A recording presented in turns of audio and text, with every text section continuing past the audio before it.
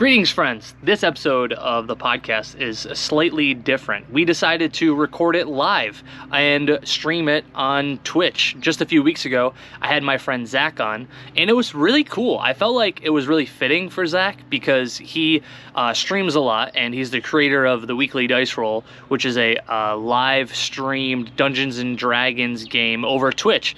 And Zach is a fantastic human being because he is a non-for-profit streamer. A lot of times when he's putting on these events, all these things are going to charity. The money he raises usually goes up to Golisano's Children's Hospital or even the Extra Life campaign he's participated in many a times. So I felt like, why not go live? And we had a great engagement. We had a lot of people asking us questions live, which was a ton of fun, and really just came down to a bunch of nerds talking about Dungeons and Dragons, which, I mean, how could you not love that, right? Speaking of Dungeons & Dragons, don't forget, May 21st, Dennis, Mike, and I are doing our Dungeons and Donations charity stream. Last three events have been fantastic. In this event, we're hoping to have the same kind of response. We're looking to shoot and get at least $3,000 for Vera House, and who knows, by the time that this is out, we might even be close.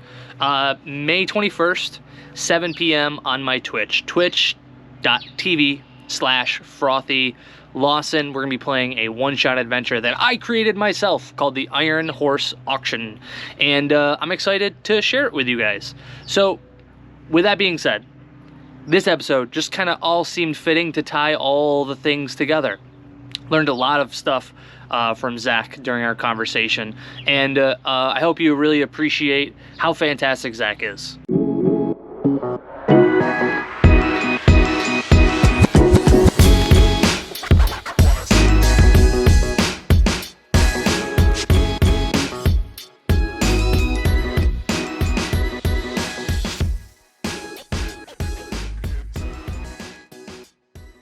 Yeah, I think we're good now. And now I'm showing live. Okay. Perfect. Finally, we got it to work. Take 2 of the episode with Zach Dornton. Ladies and gentlemen, I'm sure we are recording this now. So in the future, this will be an episode that will be out that you'll be listening to in the future from when we record this episode. Just so you know, Zach, I do them every other week. Mm-hmm. This episode will be out May 6th. So we're shooting it just a few weeks ahead of time. Zach Dornton is the man for the Weekly Dice Roll. Does a lot of streaming online, various charities that he raises money to. Very happy to have you do a podcast. Thanks for doing this, dude. Seriously. No, thank you for having me. What I feel like a good question to start off, because I think it would steamroll into a lot of things. What made you get into Dungeons and Dragons? Well, it started way back in middle school. Kind of being that odd kid out growing up. I kind of needed an escape, something that, I could have control over, something I could, lose myself in and make me feel like I was somebody else. And that's when I discovered Dungeons and Dragons through some of my friends, and then learning about it more and more through 9th, 10th grade. That's when I really started to play, and then finally really heavily diving into it into high school, and then just taking off from there into what I am up to currently. What edition did you start? Because you said middle school. Middle school was a long time A ago. long time ago. That was early or late second edition, early third edition, I Woo! think. Wow. Yeah, and then I first started playing in 3.5. Oh, And 3.5. Wow. yes. So I was dabbling with 3.5 and Pathfinder, which are basically almost exactly the same thing. And What do you prefer? Dungeons and Dragons, obviously. yes, Yeah. Why? What's the main difference between Pathfinder and D&D? Because I've never played Pathfinder. Pathfinder, the rule sets are slightly different than D&D. They kind of took the rule sets from 3.5 and kind of toned them down a bit. Um, I do not believe I don't think Pathfinder was released by Dungeons& and Dragons, so it was somebody else's creation that they put together, and they just changed things so they could call it a different name. Ah, gotcha. Avoid the old Wizards of the Coast lawsuit. Yep. Hey. Play a game that I made with different rules, so you can't sue me Same game, but with my rules. with my rules exactly. And what was it about Dungeons and Dragons that really enticed you to keep playing for? I mean, so many years since middle school. That's a long time. It's a lot of it was the stories, the stories I would read about or hear about from other people that have played. They really just drew me in, these massive worlds filled with orcs and dragons and all these other just mythical beings. It's just something that was really interesting to me. Hmm. And then through high school and even into college, that's how I started writing my own, 'cause I wanted to create these fantasies for other people to enjoy, bring people in and, get them to see a different perspective of a new world. And you started writing your own like one shots, or was this a full blown campaign you were writing? And it started off as one shots, and then after taking a college course in writing, it progressed a little bit more into full-blown campaigns. Hmm. Okay. And now that's what you're doing right now for the weekly dice roll. This is a homebrew campaign, right? Mostly. Mostly. Um, I can't remember the name of the person off the top of my head. I actually know Sandy Peterson's released a 5th edition style book that is um I'm losing my train of thought now. Uh, Based upon H.P. Lovecraft's work. So Ah, Cthulhu, Narlethotep, all that, and I'm just using that as a baseline for what I'm writing, but everything I'm writing, everything else is all homebrewed. okay. And so like when you go to put something together like that, like when you're putting together a whole new world, a whole new world? Sorry, it's like a habit, right? What where do you start with something like that? Normally, what I used to do is I would start with the end game, like, all right, what's the big bad that they're gonna fight, and I would work my way backwards. Ah. And I found that to be extremely stressful on myself because I was thinking, okay, they go from here to here. What happens? All the minuscule things in between. And it got so overwhelming, and I burned myself out from doing that. Mm, So now what I do is I still start at the end. I still pick what they're going to be fighting long term, and then I just make plot points. I kinda do it video game style where you can't advance to a next thing until you've done this. gotcha. That's kind of a And smart in move.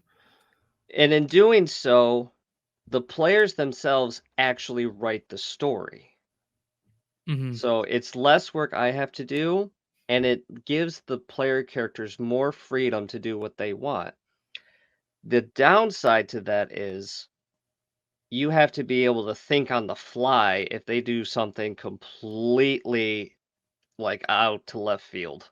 Mhm, right, because there are things when you play a game, you, do not get like, you don't anticipate the things that that group is gonna throw at you, no matter how, like, constructed and built that thing is. You could plan for every possible scenario you could think of, and they will still find one you didn't think of. Right, right. Yeah, here you go, you got, he's saying, "We would never do that." Oh, they don't let, Phantom Gaming or K-Links deceive you. They did that practically first session. Yeah, well, that's the beauty of Dungeons and Dragons. Like we are, Dennis, Mike, and I, we got a date set for the Dungeons and Donations charity stream. I'm doing the one. I'm gonna DM the one shot, and I am putting together like I want to write my own one shot, which adds a lot more pressure. But that tip of like starting with the big bad evil guy and then like building off that seems to be like prime choice. When you write, have you done like a one shot before, or have you just gone whole hog into campaigns?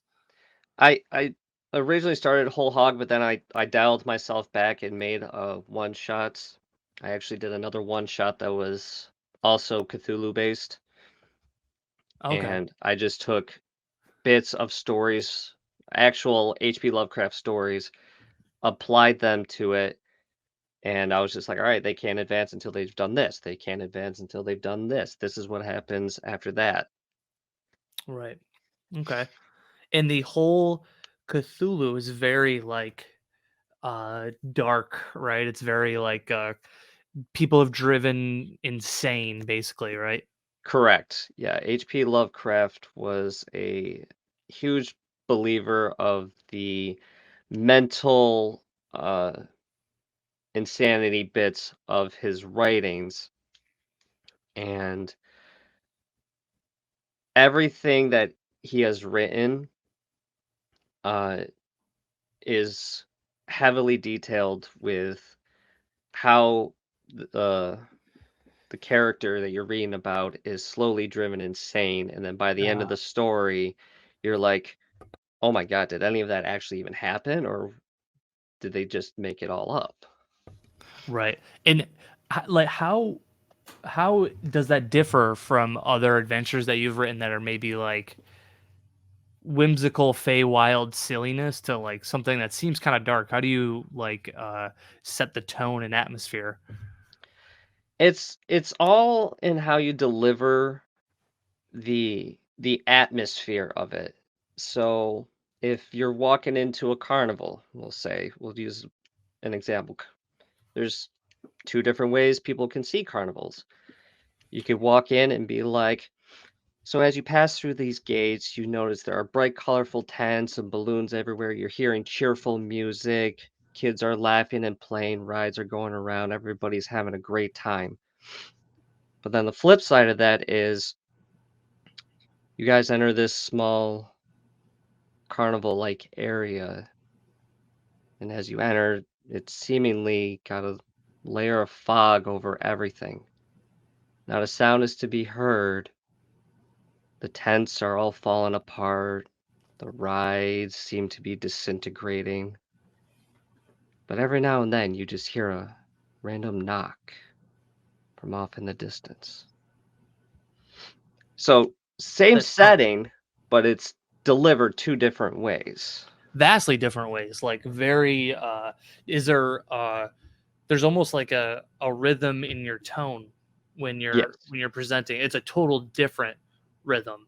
correct. Yeah, that's and I like when I DM, I honestly I prefer to stand. Like when we did it live at Three Lives, like I loved standing because I felt like I was like really presenting better to you guys as Mhm. opposed to like sitting in my computer chair. I don't feel like I give as much oomph behind it. I actually wish my desk was like a A stand standing up desk. desk. Yeah, exactly. Yeah, exactly.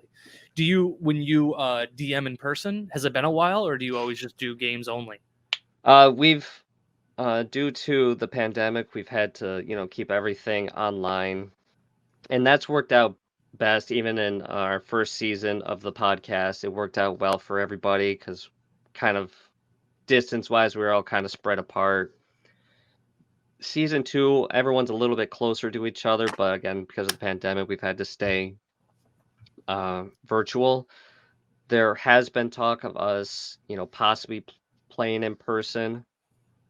So that's might be in the works, but we gotta Yeah. figure out, details for that, so I feel like a podcast is like it kind of would thrive just on quality wise doing it like in this kind of forum like or because everybody has their own mic, it's very controlled as opposed to in person you gotta have a separate mic for every single person other than it's gonna you put one mic in center of the table but it's gonna sound very echoey, right?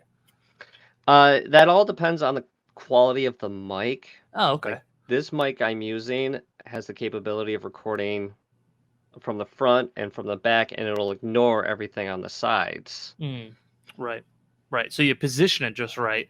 You can catch Hmm. everybody in person. Yeah. That's cool. And do you feel like because you have such like a did you start with streaming first and then streamed Dungeons and Dragons? Is that kind of how it went? Like games first, then D&D? No, we actually started with the D&D, Oh, okay. and were only ever recording and or streaming on Sundays, every other Sunday. And I was like, I feel like we need content in between, something, just to draw people in. And then that's when uh Phantom Gaming and myself, we would start swapping days on, what we would be streaming. And then That's cool. eventually I just took over the whole channel, and he started his own. God, that's cool. I thought it was the other way around. I was gonna say, do you feel like knowing all that technology going in helped you? But I guess that doesn't really apply.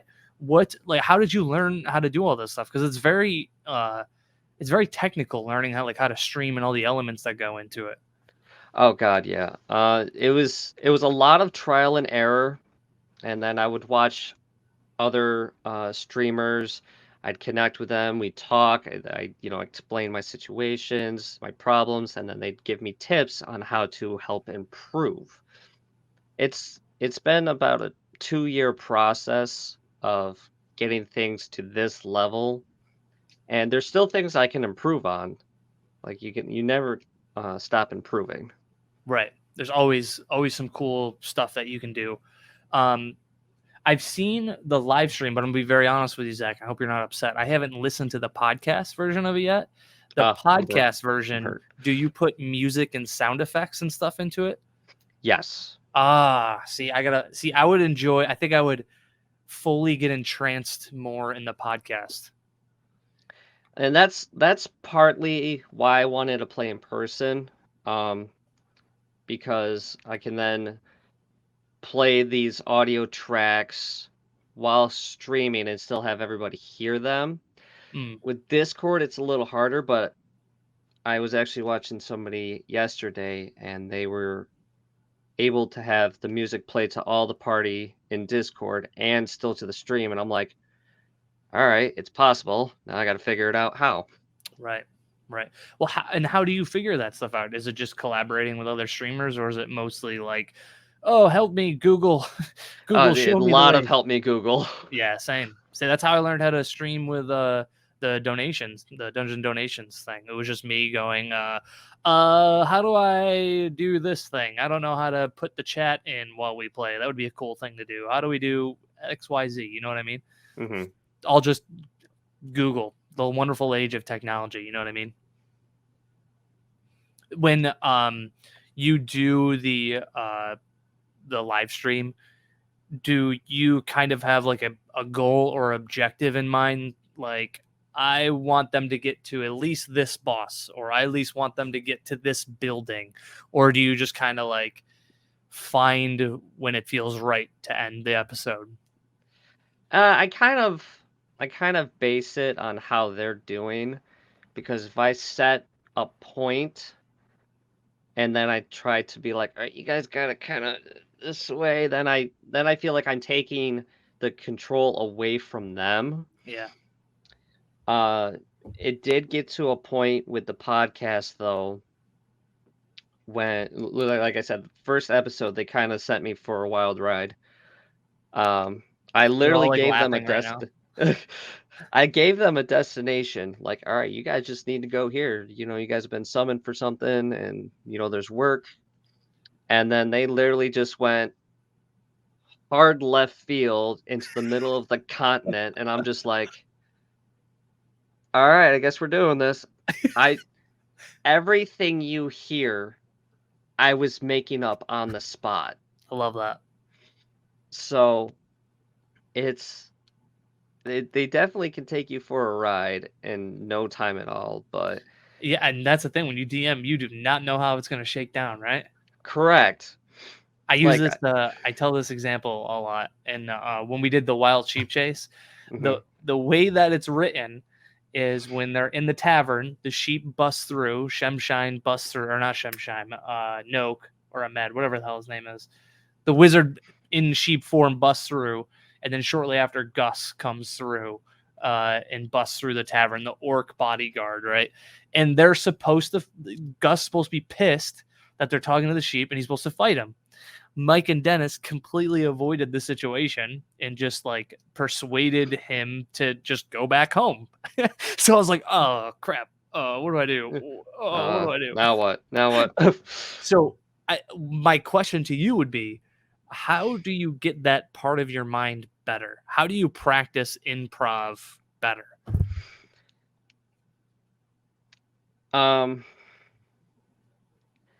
Honestly, and this is going to sound really strange, but I use my anxiety to help me create these scenarios that are never going to happen, but I can quickly think of something that's going to, possibly happen, and then, oh, okay, that's okay. I guess I can just think of something on the fly that might happen or might not happen. Yeah, it's not weird, dude. You're just you're getting it's like a basketball player getting ready for free throws. Right? You're Yeah. just kind of stepping up the line, you're just getting ready for stuff. That's all. Yeah, Uh it's Powerful. everything. Nothing ev- like a fairy tale says improv is rarely practiced. That's what it is, improv, right? Yep. Coming from Yeah. a theater person. Exactly. It's Yeah. a really cool, fun thing that I was not totally like comfortable with, but it's just something that takes more practice. Yep. There you go, Mike, with a powerful Brennan Lee Mulligan. Shout out to Brennan Lee Mulligan. I have a big old fat crush on him. I'm not gonna lie to you, Zach. I got a big crush on him. If you want to get better at improv, do more improv. Brennan Lee Mulligan, right? Have you thought of ever taking an improv class? I have, and then I've also thought about taking voice acting lessons. I've actually got Whoa. a master class audio thing that I listen to every now and then if I need a refresher. And it's actually helped me out a little bit. Like that's how I was able to come up with my character for the campaign we did at Three Lives. Yeah, that's like it was cool because like whenever I play, like there's no like you don't have to have like a voice and like this, like you just do your normal thing. Like it's a space for everybody to feel comfortable and enjoy a game, right? That's what we're all doing. You Mhm. had like a voice lined up, you had like this backstory lined up. It was really cool. What's the process like when you are like putting together a character? Well, I don't even base it off of the world. Like if there's specific things the DM, wants to know or has lined up, and these are the things you have to have for your character, I'll apply them.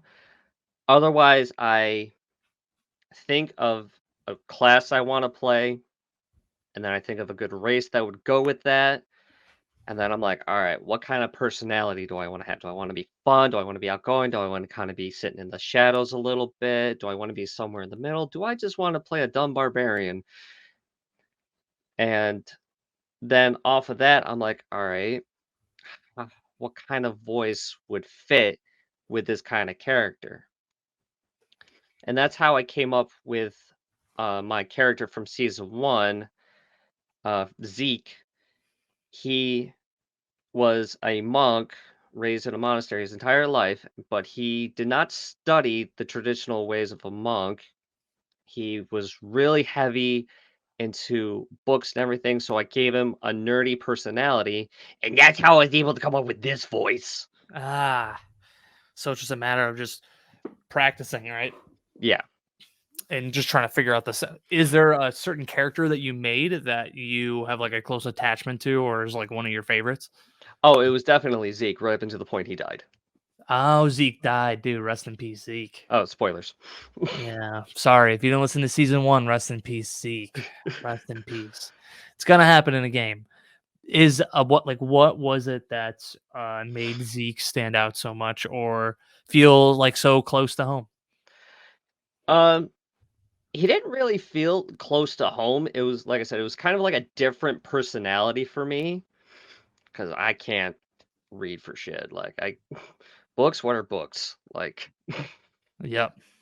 and but what made it feel fun and this is gonna sound completely weird, was the fact that everybody hated him Ah, because he was just so annoying. yeah. It sometimes you can make a character that way. Was he intentionally supposed to be that way? Oh, yeah, definitely. Yeah. So it fit. So it's Yeah. like a perfect it's like a perfect fit. He was that know-it-all that everyone's just like, "Oh my god, will you stop talking?" Mm, right, right. It's funny how you can make a character. For me, it's like when I started I would say like my first serious character when Mike and I played our campaign. Ragnar is a dwarf paladin. I feel like I had an idea of what he was like in my head, and then as the game progressed, it like that changed. It was very like not so rooted, not so concrete, I guess. Mhm. Did Zeke's personality change through the campaign, or did you keep him as the know-it-all? Oh, no, he stayed the know-it-all, um, and that's kind of the hard part is if you wanna change how your character acts, it's almost like changing the whole entire character build. Yeah, 'Cause the way I had built him was to be super smart and knowing, and that's actually saved the characters, plenty of times because of his high intelligence. uh, So if I was to change him from that, it's like, well, I'd have to change his, whole outlook on everything. right, right. Yeah, like when I made Ragnar, he's supposed to be the the holy good, always does the right thing paladin, and the very first Lost Mine of Fandelver was the first one that we played, and we were probably like 6 weeks in, maybe 7 weeks in.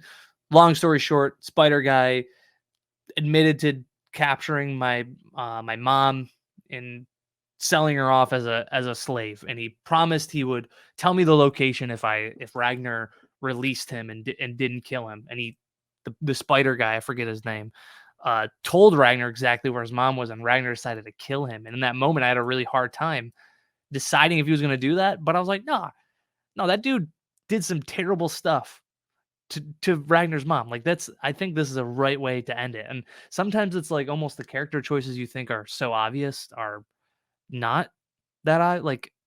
You would think the paladin would be right and be like, okay, see you later. All right, adios. Mhm, Yep, exactly. It's exactly what uh Kaling just said.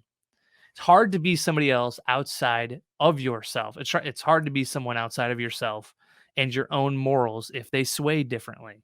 It was really hard to do that, especially like seriously, K-Links, I made Ragnar to like have my personality flair. So it was really hard to be like, nah, dude, if this dude did some messed up stuff to my mom, I'm gonna off him. It's gonna happen. What's his Nesner? Mike. Wow. Powerful. How did you remember that, Mike? Jesus. Nesner knows the character name. Dear Lord. Um, do you, Zach, prefer DMing or do you prefer playing? I honestly like a mix of both. Uh, Playing is really fun, but then there's times where I'm like, I've got a story and I'm like, I need to share this. And then that's when I'll be like, all right, if our one DM wants to take a break, I'm like, oh, I got something if you want to swap out for a while.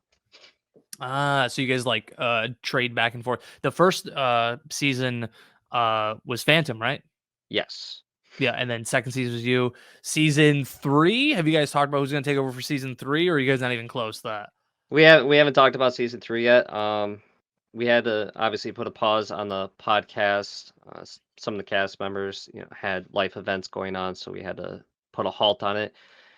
We have been talking about starting it back up soon. Oh, Um, nice. so there's going to be some changes coming, and I'm really excited because the ideas have still been flowing this entire time that we've been on a hiatus. I just Have you haven't been been able to put playing anything like out. offline with other people or with the same group of people, maybe just not in a public space? No, I haven't been playing any D&D, and my itch is getting really bad. Mm, yep. uh, so I've just been uh, streaming normal games and constantly just thinking of things that I could do for the podcast Mm. and how we could improve upon it. Yeah, like you guys ever do like special event one shots? We haven't. It's something I've thought about, especially, for charity and whatnot. There Yeah, you guys was like totally do a lot of stuff for charity. Like, isn't that the whole platform of the weekly dice roll is a nonprofit stream, right? Yes. Okay, We that's I stream for the Extra Life Foundation, which is part of the Child Network Miracles Association. And so any of the money that I raise while I'm streaming or not streaming goes directly towards the Godless Island Children's Hospital. I don't see a wow. dime of it at all. So I'm just the middleman. I just collect it and then it sends it on its way immediately. So What was it that resonated with Extra Life? Um, it was actually a traumatic experience with my son. Mm. Uh, he fell and he actually split his head open Whoa. when he was 1. Oh, Yeah. And we had to rush him to the hospital. This is 6 o'clock in the morning. I'm barely awake. gee. And so we had to rush him to the hospital. And again, this is during the pandemic, so only one parent could go in. Oh, the worst. So yeah, my Oh, wife couldn't handle it, so I ended up going in and sitting with him. Um, wow. he ended up needing It's a great organization. yeah, he ended up needing 5 staples. Whew. Yeah, and while we're sitting there, I got to thinking about, the pandemic and how there's all these kids around us that, can't see their parents. And I'm just like, I gotta do something. And then Yeah. I remember Extra Life passing through my Facebook feed a couple of times, and I was like, all right, let's check this out. And then it just kind of snowballed from there. Yep. Wow. And each year That's I try and top our donation goals, and so far we're doing good. and you also are doing like when you do the excuse me, the streams, you like have these like really cool things. Like I had donated enough so you would have to drink pickle juice as one of them, right? Like how do you Jalapeno come up with juice. those? Like that seems like really creative, Zach. Like Well, again, it's looking at what other people have done and kind of putting my own little creative twist on it. hmm, So, and I hate to say this, but everybody's favorite thing is to watch other people suffer. yeah, it's true. Yeah.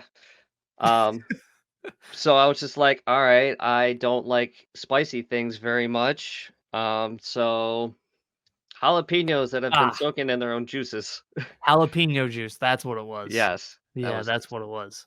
That that was hey, still listen, dude, disgusting. you'll do anything for charity, and That's right. that's one of the reasons why I like you, dude. That's exactly like sitting there drinking jalapeno juice all for $40, dude, and went to a good cause. And then I got to watch you painfully drink. I think I also requested you stare into the camera while you drink Yes, that yep, too. yep. Peppy made me do a shot Yeah, of jalapeno Peppy, juice. yeah. A completely made up name. I don't know why I did that. That's fucking hilarious. If anybody that's watching right now, while we are talking, if you guys have questions for Zach or myself, throw them in the chat, and we will make it like an open forum. It's one of the first times I've done a live Cory cast, so I figured, why don't we open the floor to other people? So the other people that are watching right now, send those questions in. In the meantime, Zach, what is the craziest thing you did to obtain charity money? Well, Are you allowed to talk about it? yes, yes. Okay. Um, Honestly, I thought this is for this year's uh charity. I thought my $50 redemption for TikTok dances would be the craziest thing I've done. But then I remembered back to my list of 20 things for a D20 roll. Ah, nice. And so far, the craziest one off of the list that I've had to do was wear some of my wife's clothing for my stream. Nice. Nice. They fit okay? Yeah, yeah, actually. Nice, dude. I have figured out that I am like a 36 bra size, I think. 36D or something. Oh, yeah, she said, like wear his wife's clothes. Yep. That is She hilarious. picked out a very nice sundress for me. I picked out the lacy bra. I committed. Committed. That is so funny. And what was the goal to obtain, drag star Zach? That's a $10 donation, which That was gets $10, Zach. yes. That should have been like 30, Well, 40. no, see, there's a chance to get that because it's on a list of 20 things. So I Okay. roll a D20, and whatever number pops up on the dice, I correspond that to the list. Okay. Was that like a 1? What was a No, 1? a one is I eat a slice of a ghost pepper. What was 20 though? Was 20 like eating M&M or something?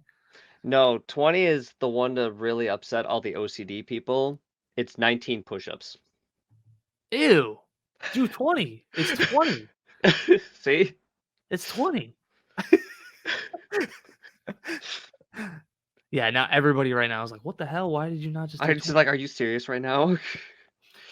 What are the next what's the next like charity event that you have going on for the weekly dice roll?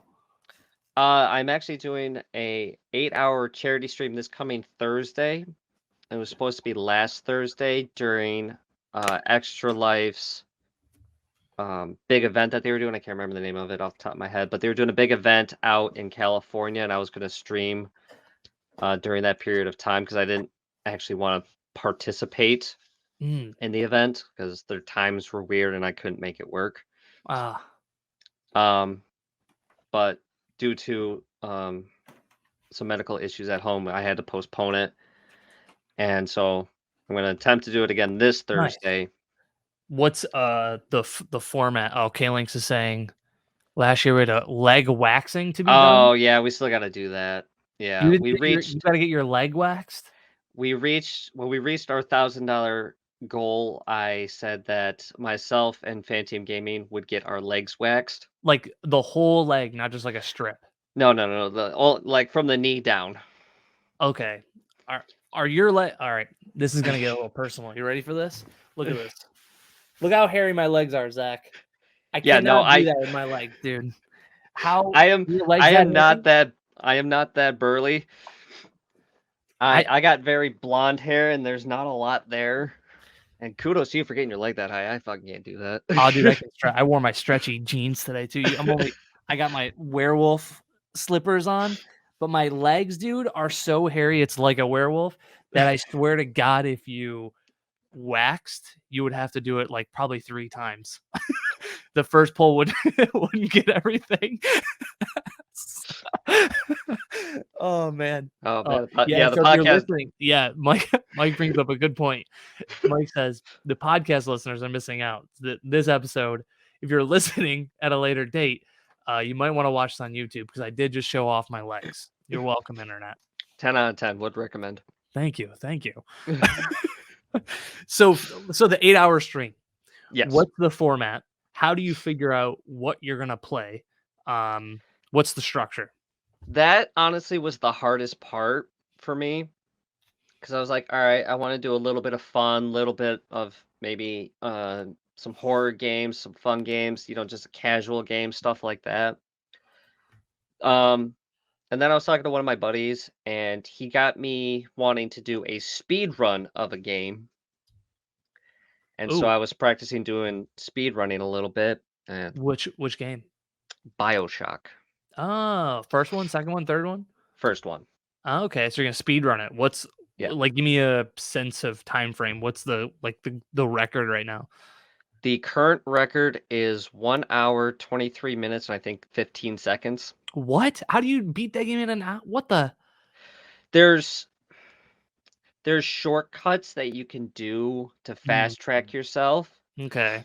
It's not necessarily glitching, it's just knowing, all right, if I die here, I'm gonna respawn back over here Ah, right. kind of deals.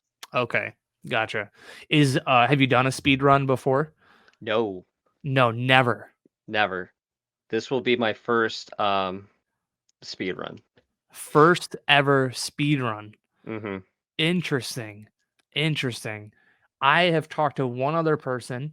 Shout out to Pappy TV, my friend Chris Zajas. I can never say his last name. I always butcher it. He does speed runs for Mario 64, and I had no idea that was even a world with speed running. It was like Mhm. literally no grasp of it until I had talked to him. There's like leaderboards online for it. Yep.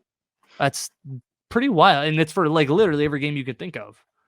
Yeah, and it drives me wild, especially when you sit and you watch some of these guys, because if they do glitched ones, it's incredible to see these glitches that are in the game that are like, how do you even discover this? Yeah. Right. And it's thank God for I say this so much, but thank God for people smarter than me to figure that cool shit out. Like Yep. like Chris telling me that you could beat Super Mario 64 in 2 hours, and I was like, as a kid, I spent 40 hours on it on a weekend trying to beat Mario 64 before I had to go back to school, and you're telling me I could have done it in 2? This is Yep. ridiculous. Oh, hey, listen, we got 2 Oh. questions. K Links, Frothy Lawson, how do you get such a large pull for an audience for your charity streams? I would say I think the secret in the sauce is that we do it twice a year, and I don't know. I really think that might be the secret is we only do it twice a year. Dennis, Mike, and I are also very fortunate that like a majority of the people that do donations are from Taikai as well. So I think a lot of the people from Taikai also just watch just to support us. So we are just dumb lucky with that stuff.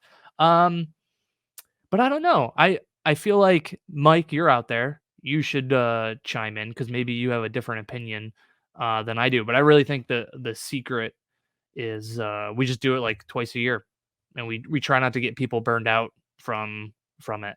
But we did take some of your tips and advice last year, Zach, and try to think outside the box with our charity to try to pump up numbers, which has been a lot of fun. It's been really cool. Uh, Mike's got Mike's got one for both of us. I'll let you answer first, Zach. You ready? All right. What is it that draws you to tabletop RPGs? And what is it that makes you want to come back to play week to week? Um, so I guess it's going back to the beginning of like what, initially drew me in. It's the wonderful stories that you can create and just display to either your table or that's being displayed to you. If I'm at a table and the story has got me hooked and we're left on a cliffhanger, I'm gonna I need to know what happens. I need to come back every week now if this is how every session is gonna be. And that's even what draws you into just tabletop RPGs too, not even just Dungeon and Dragon. Like it's just the sense of adventure. Yeah. Yeah. I for me, like I think what draws me to them is like the fact that it's a form of escapism. It's like I'm basically playing pretend with my friends, and we're all enjoying a shared experience together, which I think is the same reason why I love and play video games so much. And video games for me are so much better when they're co-op and I have somebody to play with because it's a shared experience. I'm hanging out with my friends. I'm enjoying our company. We're all just dude, there's nothing better than hearing your friends laugh at the table. Mhm. You know what I mean? Like that I love that feeling.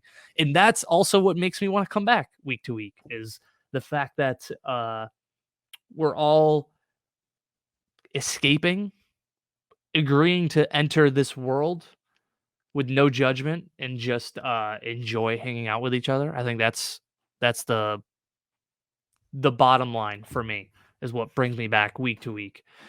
Um, nice, you guys are hitting us with some good ones. Yeah. Here we go. K Links. To both, if you had zero limits, what is your ideal D&D character? That is hard. Do Wow. do you need a minute? Because I'm gonna get so much hate for mine. No, yeah, you go first while I sit and think. So and this is gonna sound utterly ridiculous, but my ideal character is a monk. Like the best monk I could build. And honestly, I'd build with a new monk tradition that I found, which was a shadow monk. So kind of almost like assassins, but of the monk version. And I would that's honestly what I would do because monk is my favorite class, despite of how much hate it gets. I really enjoyed playing my monk. I think he's monks are a lot of fun. What do people shit on them for? People think that they're overpowered Uh, early on, yeah, I guess which I could see that. I can see.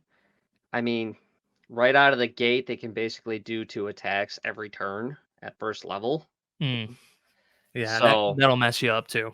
yeah. But Um, the trade-off to that is they only do a D6 of damage. so that was kind of Wizards of the Coast way of balancing, I guess. Yeah. I don't know if I had zero limits. My ideal D&D character.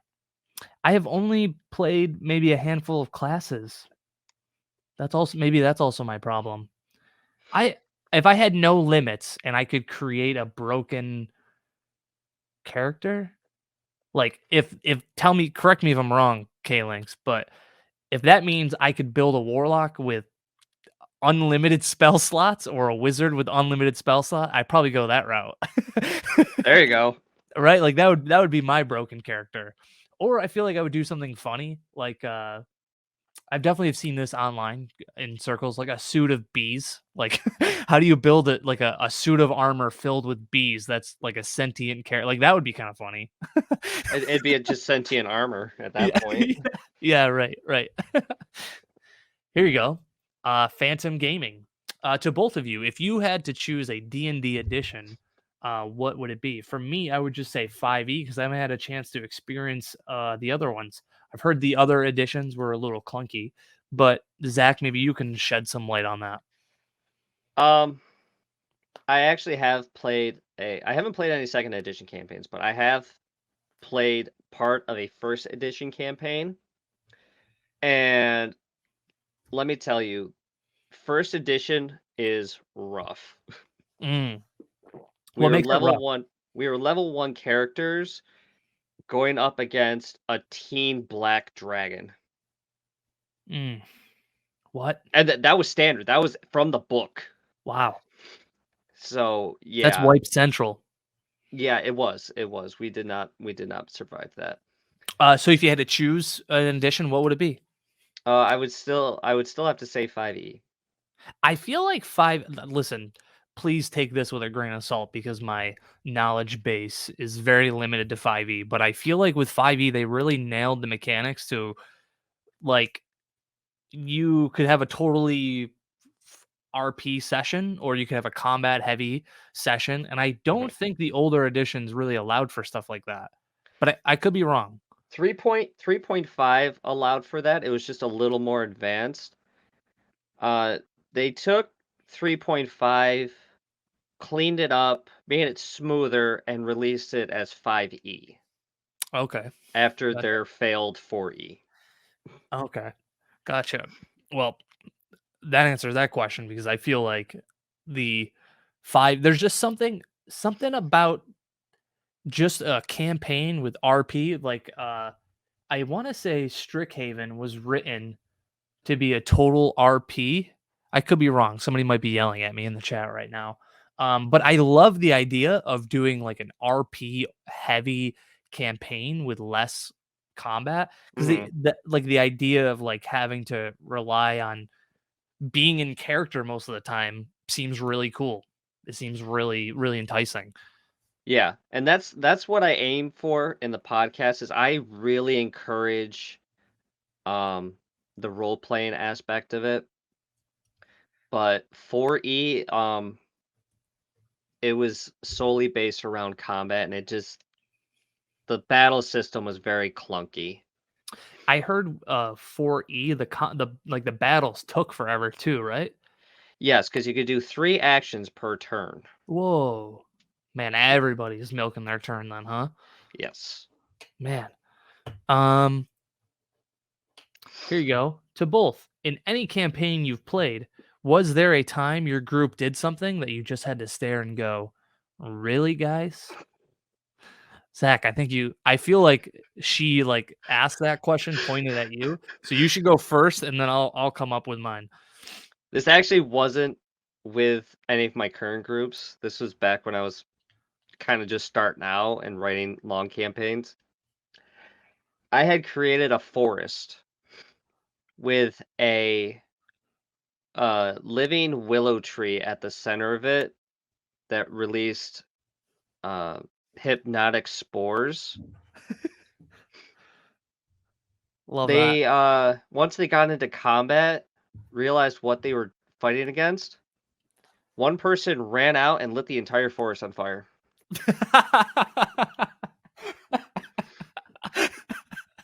See, And I exactly. literally just stood there and I'm like, "Are you fucking kidding me?" That is hilarious. I would say my moment is like, really, guys. It's K-Link says group, and it's always just been Mike and I and Dennis. Like I've never played in a really large group.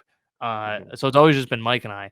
And I will say there was a time when Mike's character turned into a fucking dinosaur, dude, in the middle of battle that I thought was so hilarious.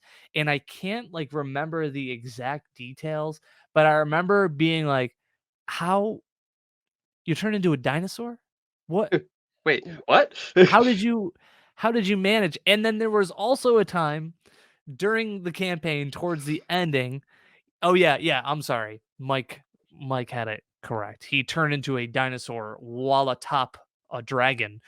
And he also, for shits and giggles, turned Ragnar the Paladin, I think it was Ragnar, into a mongoose. And if you're familiar with Taikai, people call me the mongoose because I'm a small little vicious weasel.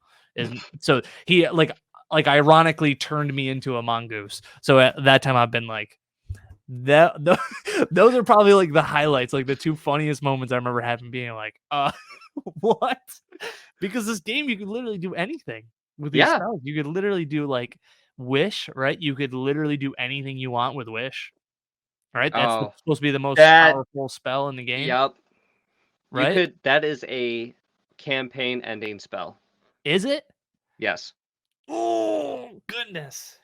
Well, Yeah. and that actually kind of that reminded me of another one from season 1 of the podcast. Phantium had given us 2 decks. I think it was Deck of Fates and, something else, and randomly, I think I think it was right after or right before Zeke dies. One of the characters drew the card, and the card read, "The first name you think of is the person that is going to kill this person." And person who Deck of Many Fates and Deck of Many Things, that's what it was. And, of course, person who drew was like, "What was the BBEG's name again?" And Vandia was just like, "Are you serious right now?" Literally ended the campaign Wow. right in its tracks, and it's just like, "Well, now we gotta think of something else." Wow. Wow, that's so crazy, dude. That's what I mean is like I feel like there's so many game breaking mechanics Yes. in this. Like it's pretty funny. Oh, here we go. Listen, this is a funny text message I just got. This is from my wife Brittany as she's upstairs watching the stream. She says, "Here's my question. It won't let me type in the chat. What would be the first campaign you would recommend a newbie to play?" Zach, take it away. A first campaign for a newbie. Yep. The way I like to introduce people into, Dungeons& and Dragons and I've actually done this with a couple of people now, is I like to take them and kind of set the role-playing aspect of it to the side and put them in a gladiator style match. This way, Okay. they're getting the full experience of the combat, and I can control how it's going. The last group I did, they they were going well, everything was all right. So I threw the character that I originally set up that I was like, all right, this could go either very well or very bad. And so they were all, I think, level 5 characters, and I had created a level 15. Let that sink in for a moment. They were Okay. level 5, and you were level 15. Yes. I'm just building the suspense. They basically annihilated me right out of the gate. Just from good dice rolls? It was good dice rolls, and after 3 rounds of doing it, they were able to understand their characters, how the mechanics worked, and they just steamrolled me. Okay. Interesting. Interesting. That I love to hear. That is funny. I would honestly, I would say like the recommendation for campaign for a newbie to play. I'm like on the fence with two things. I will say if it's a new group and you are just going to do a one off and be like, we're just going to do this one thing. We'll have a night playing D&D and then we'll play Scrabble the next night or something, right? I would say you could do a one shot campaign. I will say the Wild Sheep Chase is my go to when I recommend people because it's really easy to read. It's fun. It's it's not super long. Like you can crush it and finish it in about 3 hours. But it allows for a lot of room for role playing as well as like combat, and also puts like a really good uh like oh shit, who is telling the right things to me, right? Because you have like a Mednoke is the apprentice who took over man, I can't remember the wizard's name. He turned his teacher, the wizard, into a sheep, and the sheep wants you to get the wand back so he can go back to his laboratory and continue his work. And Noke, the assistant's like, no, screw that guy. He's like, no, screw that guy. Get out of here. He's like, no, that guy was mean to me. He made me like do jobs I didn't. So you have like this moment where you're like, ooh, who do I want to side with? That's really cool. Or you could take it the other route, like, hey, if you guys want to do this and do like a weekly thing or bi-weekly thing, um, the Lost Mines of Fandelver is probably one of the better ones. It's a little bit longer, and it stretches out for a couple more nights than just one. Um, Here you go, right here. K Links dropping a knowledge bomb. A good start is having people to be understanding that you're learning and having patience to walk you through it, which is super important to say because the first time you play Dungeons and Dragons, there's a lot of rules flying at your head. So Correct. having the patience in somebody to be like, hey, technically it's not this way. We should try this way. You know, like you got to have the patience as a DM. Hopefully your DM has a little bit of Dungeons and Dragons experience, Hmm. but if not, there are still really easy modules that you could do that makes picking up a book to DM pretty, I wouldn't say easy, but I would say easier to understand the rules. Yeah. What do you think, Zach? No, I completely agree with you. I've seen DMs, literally exactly what you said. They've just picked up a one shot, maybe thumbed through the DM's guide and the player's handbook a little bit, and then just went with it. And by the way, that's not wrong.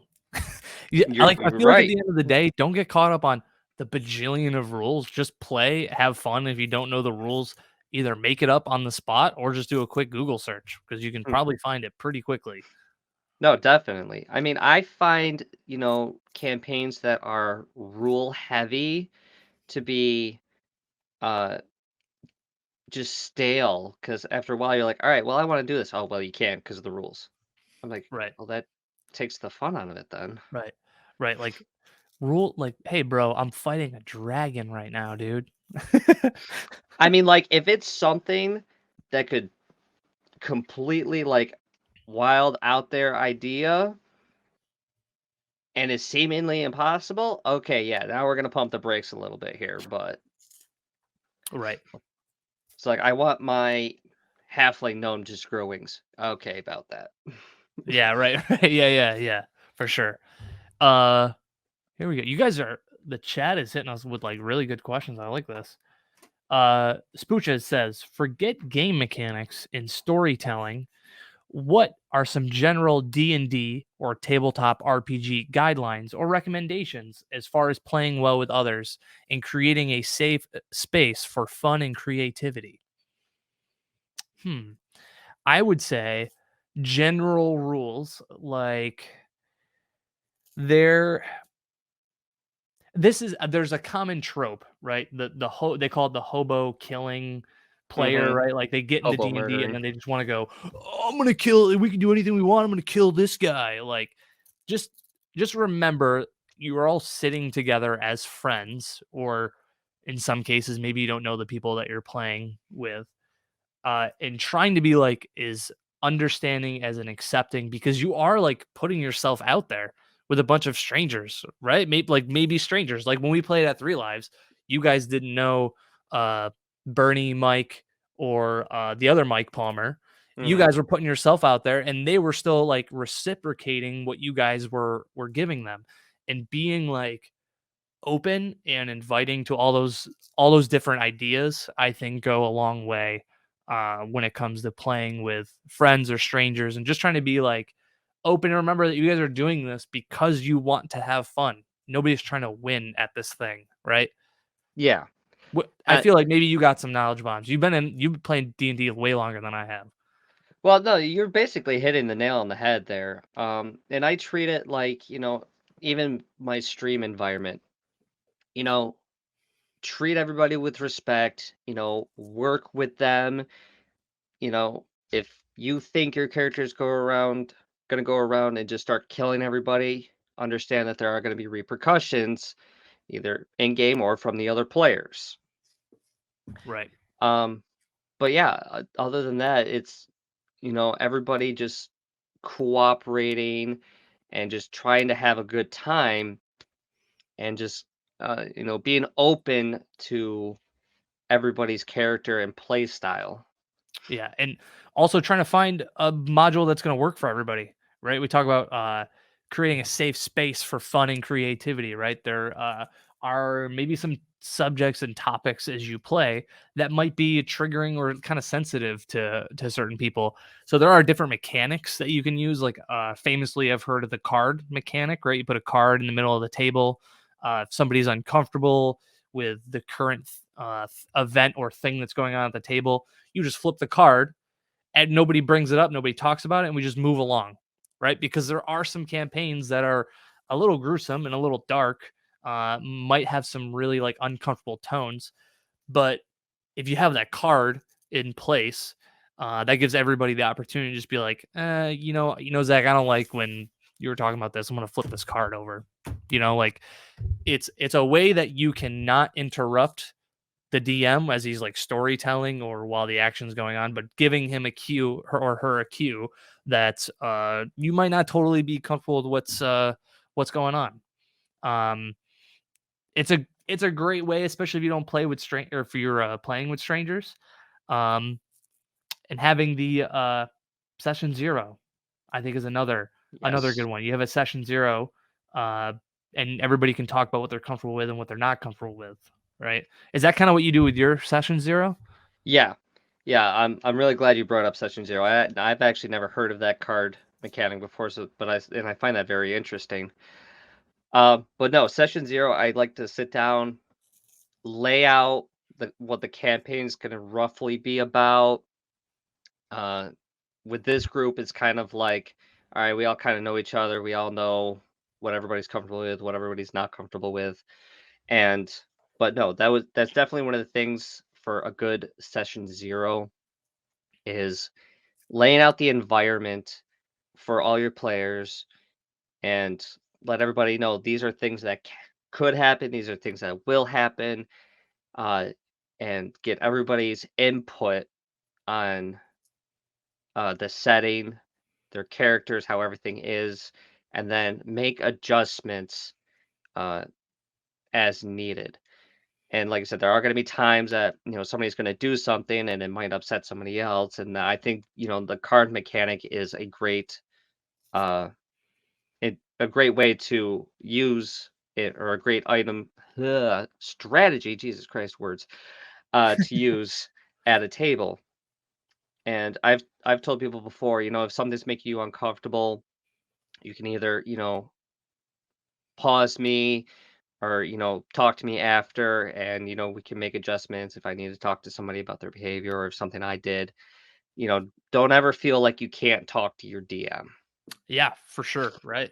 This is, I think, you said it perfectly. Like communication, just in any relationship, is super important. So if you guys are all playing a game, and you're not comfortable, like that's not a you're not creating a safe space for creativity. Like Mike said, I thought that was a really good way to phrase that question, Mike. I think that's really cool, especially in a world where some DMs and some people can be kind of gatekeeper-ish. It's super important to rise above that and be something different and welcoming. I think that's what drew me to Dungeons and Dragons, was the fact that it is so like inviting to all people of creed and races and every all backgrounds. And it's like, you want to pretend you're a dwarf from the land of the forgotten. Fucking cool, dude. Be a like That's what I'm all about. Be a dwarf paladin, dude. That's cool. I love that. So I think end of the day, you're playing a game. Let's just have fun, right? And make Yeah. sure everybody's is comfortable doing so. Now, I guess that's my question for you. How did you get drawn into Dungeons and Dragons? Because Oh, we've I known each other since high school. For sure. And I didn't So play in high yeah. school. Um, I played with a group of friends, like, Jesus, 2013, maybe. But we played like, like 2 or 3 times, and then schedules fizzled out. Um, but I didn't feel like we were totally doing the rules. Like, I felt like we were all just kind of making shit up as we were going. And it was cool, and I never had other friends that wanted to revisit it. Until COVID hit. My friend Dennis was like, Mike, Cory, I want to start another D&D campaign. Granted, it's only going to be a party of 2. Do you guys still want to play? And I'm thinking, like, I will do anything at this point to hang out with my friends virtually or like, I couldn't do it in person because COVID. Um, but I've been playing with Mike and Dennis ever since, and it's literally been every Sunday from the last 2 years now. Oh 2 wow. years now. Um, we played a couple times in person. It's always fun playing in person. But we're just a smaller group, and I just love it. It's just another form of escapism for me. It's not like my life sucks and I want to run away from it. It's just cool pretending that I'm a Genasi warlock that has cool powers that I can decide what I do. you know? Realtor by day, Ganassi by Yeah. night. Yeah, exactly. Yeah, exactly. This was a lot of fun. Zach, thanks for doing this. This has probably been my most interactive podcast I've ever done. So thanks for being my test subject. Oh, no problem. Hey, I like opening people to new things. So, Yeah. Likewise, man. Do you have anything that you want to plug? I will say that this in the future, we are recording on April 18th, and this podcast will be out May 6th. For those watching the live stream right now.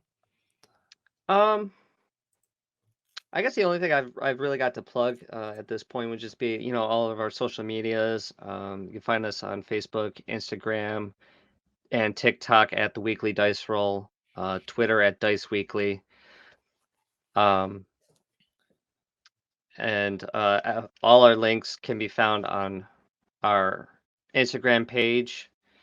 That'll take you to our merch store, our Extra Life campaign, and everything like that. My Twitch channel. Perfect. So, Actually, we got more in the chat, so Oh, real quick, we'll answer these before we end. Uh, Here we go. K Links, how do you guys feel about the nerddom becoming more mainstream these upcoming years? I gonna be honest, I love it. I love it. I think to me nerddom is just people being more comfortable with the things that they love, and I think that's a good thing. I think in high school I remember like being embarrassed to admit that I like some of the things that I did, you know? mhm. What about you, Zach? Like, how do you feel about that? Um, I'm saying this very jokingly, um, but I feel like everybody is now, like, adapting everything that I was into, so it's just like, "Wow, guys, thanks," "Thanks for, making fun of everything that I liked for years." Now all of a sudden you're like, "Hey, we like this stuff too." I'm just like, "Really? Really? You're like, I Yeah. got thrown into a goddamn locker because I loved D&D when I was in high school. God damn it. God damn it." And now here you are like, "Hey, we play all this." And I'm like, "I wanna shove you in a locker now." Yeah. Yeah, I really think maybe just the age of technology and be able to connect with more people Mhm. than ever makes more people comfortable. But I just love like if you are in love with um knitting, don't be don't be a Barrett. Like that's a cool thing to talk about. You Mhm. love Dungeons and Dragons, that's cool. Talk about it. You love collecting pogs, awesome. Let's talk. Oh Like god, you should talk pogs. about that. Jesus Christ, you're making me feel old over here, goddamn. Pogs. You like that reference? You like that Yes. reference? Yes. Um, and oh yeah, yeah, exactly. I think your wife had just has hit one on the head. Another example, like I love anime, right? I remember in high school, I kept watching anime hush hush because I didn't want people to pick on me because I watched anime. Really? Yeah, I totally did. I Oh my totally kept it god. hush hush. Jesus But Christ. I wasn't like into it quite like I am now. Like Mhm. in the sense that anime for me back in high school was like Dragon Ball Z. Like but now I'm like Full Metal Alchemist. I'm all about. I just finished Hunter the other couple months ago. So definitely different. Um, K Links and also said we should stream. We should do a one shot together. I'm totally down. Hey, I'm down. Um, uh, Mike is offering to DM for us, so we can. I would say let us wrap with the Dungeons and Donations charity stream this coming month, and then you and I and Mike and K Links and Phantom, they all want to do like a one shot. I say we combine our efforts. Maybe even Dennis wants to do one, and we'll all just Hey, jam together and do a D&D stream. I'm down. I think I know I would for sure be on board, and Dennis or Mike for sure. Dennis will be on board when we mention charity for sure. He'll be like, "Done, I'm doing it." And then I know Phantom and K-Links will be on board because they've got the itch as bad as I do. So All right, so you heard it here first. That just means that now we said it and we recorded it and it's out there. Now it has to happen. just don't lose the video. Just Don't don't. lose the proof. Zach, thank you. This has been so much fun. It's been a blast talking about nerd stuff with you. And thank you for Thank you, having dude. I me. appreciate you. Yeah, thank you for having me. This is my actual first interview, so it was a different experience for me. So thank you so much for having me, and greatly appreciate it. Dude, anytime, anytime.